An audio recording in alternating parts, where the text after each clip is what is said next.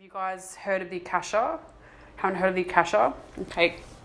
So what the Akashic records are is it's like a library, but it's an energetic library. So it contains information of everything that's ever happened in the universe. There are claimed to be separate Akashas for the planet Earth and other planets. But similar to, there's also Akashic records that are specific to geographical locations. So the Canadian Akashic record will be different to the American Akashic record. Yeah, but also we as individual souls, we all have our own record. Dogs have records, this house would have a record. Yeah, so anything that actually has something that's come down into physical form and existence will actually have a record of it. And so the information essentially is in the field around us, it's actually in the field around us. And so what I'm actually reading is the energetic information that's available in a record sense. So I can go up to a tree and technically tune into the tree, and I can ask the Akashic record of a tree, and I'll get the history essentially of the tree, if it serves me to receive that information, or if there's some way that is of service. So as a spirit channel, I don't get access to everything. So if you ask me something abstract, I may not actually be able to answer you, because there needs to be a functional reason for me to access it. There's certain rules for access points, and I get access to areas that other spirit channels would get access to. So what we're here today, I should ask, is that clear? Okay, cool. They're also explaining to me that because there's an Akashic record for everything, there's also an Akashic record, interestingly enough, for us gathering here today. Mm-hmm. So we've already done this has already happened. It's just that we're actually humans having a human experience, and we're limited by the time-space continuum, which means that our brains can't digest information concurrently. So this has already happened, and they'll give me access to what it is that's already happened in order for me to orate it so that you guys can have the actual physical experience with your brains, your human brains. Because a part of the reason why we're down here is to activate awareness and understanding of what it means to be in physical form. So we actually sign a contract, nearly all of us sign a contract when we're born down here to be completely unaware of who we are. Some of us are born with some awareness of who we are, but it's muddied by the stories told to us by educational institutions, by our parents, by the government, by the kids that we hang around with and play with. So essentially, as a soul, my ability to perceive myself is limited to my ability to believe who I am. And so partially the reason why we're here today is to start or continue the process of revealing who you are so that you can be more of you, so that you can bring more of you to this planet. And the reason why we do that is because there's a reason why we've been incarnated here, and it's nearly always at the behest of the planet. So the planet has invited us all down to be here present and to be here as we are. So each individual soul technically has a contract with the earth plane to be here at this particular time in order to express ourselves as we are, in order to impact the world and each other. And so, as a spiritual healer and a spirit channel, it's my responsibility to assist you to reveal, to understand and to feel who it is that you are, so that you can be more of who you are, so that you can be more of service to the planet.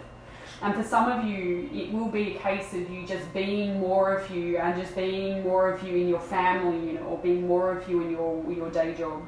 For others, it's actually about realizing that your day job and your family aren't all there is, and you need to go a bit broader and a bit more beyond that in order to be of service. And trust me, all of us are in service. Absolutely all of us are in some form of service. Otherwise, there's no reason for us to be here.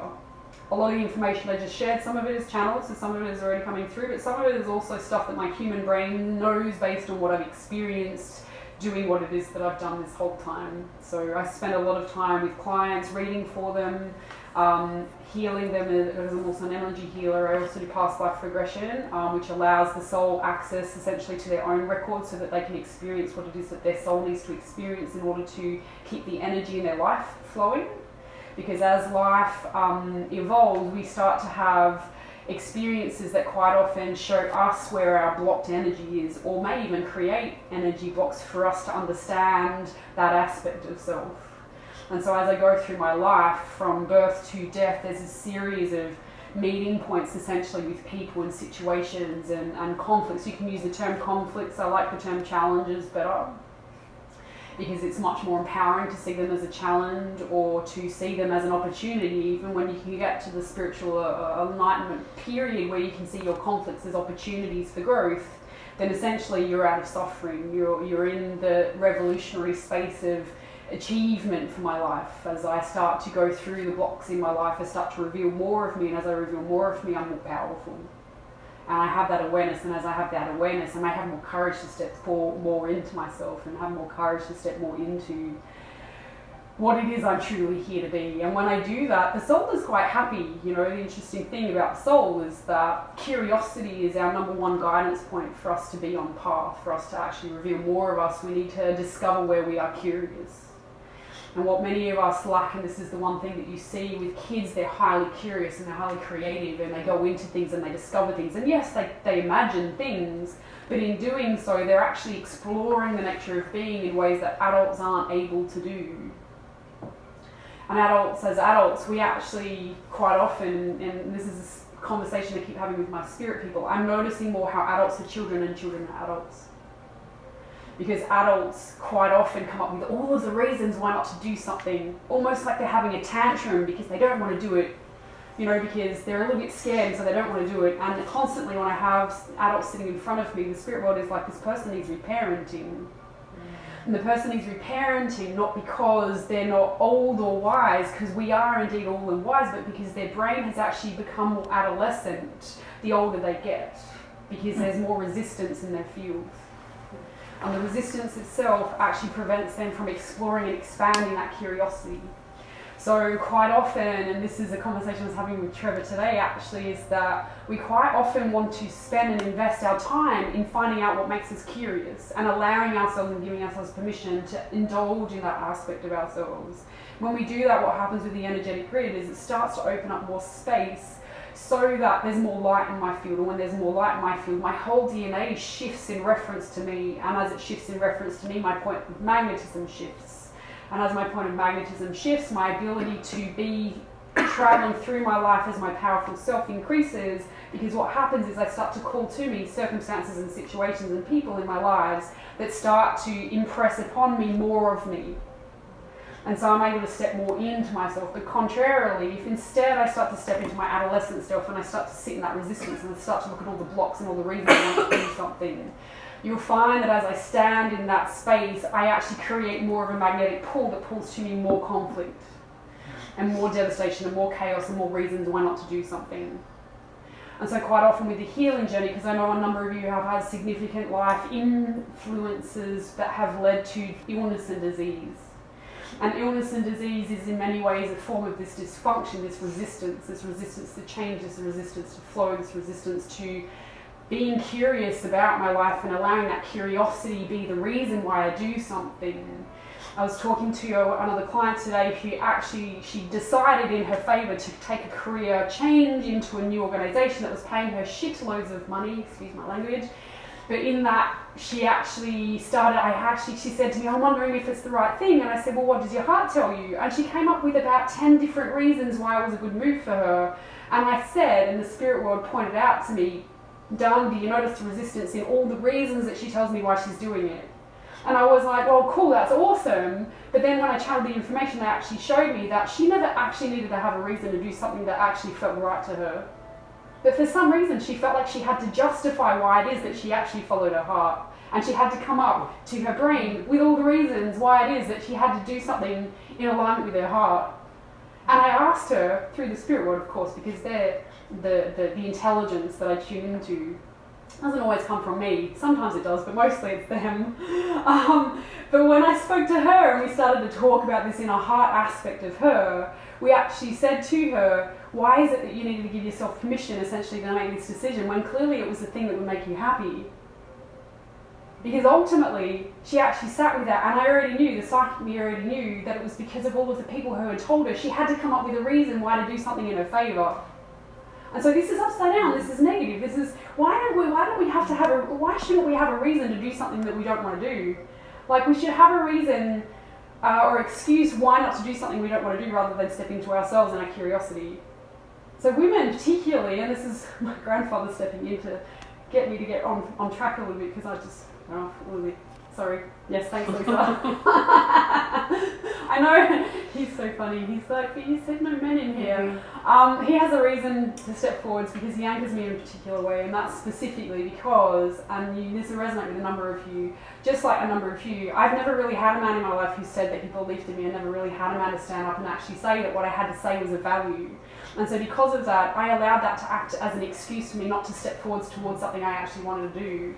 And so he often represents, and indeed my awakening moment when I realised that I was psychic, when I realised I could speak to the deceased, actually was because I realised he was with me. Now, he died 2 weeks after I was born. I never actually knew the man, but he's always been with me my whole life. But I was so disconnected from the spirit world that I didn't feel his love.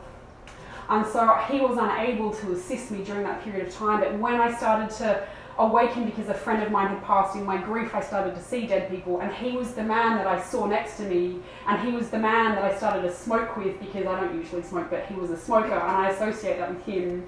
And as I started to commune with him, he started to commune with me and started to show me the possibilities that were available to me as a spirit channel. Now, I'm quite a gifted spirit channel, but it took me so long to accept that. And it wasn't until I accepted that I was able to step in to create spaces for women like yourselves to inspire greatness in you. And if you get nothing else out of today, please, when you go home, sit with yourself and ask yourself, where is my curiosity? Where is that inspiration? I give myself permission to follow that no matter what. I don't need excuses, I just need the desire. And as you start to do that, notice that your life will change, because your life will change. Not insignificantly. Also, further to that, they're reminding me that all of these things are contagious. Do you know that we have mirror neurons in our physical cellular structure that actually replicates what it is that we see? Science has shown that when I watch someone dancing, because I'm a dancer, if I watch someone dancing, the same neurons that fire when I was actually dancing would fire when I watch someone dancing. And so I can watch someone dancing who I've never seen dance before, and it's like my brain is training my cellular structure to dance exactly like that. Now, babies learn language this way. They learn to dance, they learn to sing, they learn to speak, but they also learn frustration, and they also learn how to shut down their dreams by watching their parents. Because our mirror neurons don't just work with movement, they work with everything. And so from that perspective, it's certainly important for you to understand that when we say, and this is when the big oneness tells you through indirect means of symbology or random conversations, that you have to be careful with who you hang out with. You have to be careful about who you listen to. This is actually because whoever you listen to and hang out with, you become like women specifically, because we're water. We're nurturers, we're carers, we want to take care of others. And naturally that makes us more strongly able to activate this mirror neuron access point to behaviour and thought programs. So from that perspective, they're asking you just to be aware of who am I hanging out with, who am I listening to, because if you're listening to the people who put you down and make you feel small, then chances are you're actually feeling small, and you're feeling let down, and you're feeling depressed, and you're feeling upset, and things aren't going your way. I can tell you now, simply by removing yourself from these individuals and putting yourself in front of people who inspire you, you'll find that you'll start to feel tall, proud, and beautiful. No matter what it is that you do, you will shift in reference to the people that you hang out with and the people you listen to. This is contagious, so what it means is that you do this for you do this for other people. As you step further and further into yourself, your cellular structure starts to vibrate differently, and as it vibrates differently, this can be felt, not just seen, but felt across the divide. So for example, my mother is in Adelaide, Australia, and simply by doing this work now, I'm actually training her to do more of this work for herself. I don't need to actually go over there and talk to her. I just need to do it for me, and we are linked because we are family. And so whenever you're frustrated with a family member or a friend, because friends can also be attached to you, you'll find that you do more work for you, you do more work for them. And you don't ever need to utter a word of judgment towards them. You don't ever need to express to them something that you think that they should do. You just need to do it for yourself and watch the magic appear, because it will appear. And this is just the nature of being. This is the nature of why we are here. Cool. Thank you for listening into this practice. For more information about spiritual products, practices and services, or to schedule a session, you can visit me at www.danaspiritbutterfly.com. That's DANA spiritbutterfly.com. Thank you, and good luck with your practice.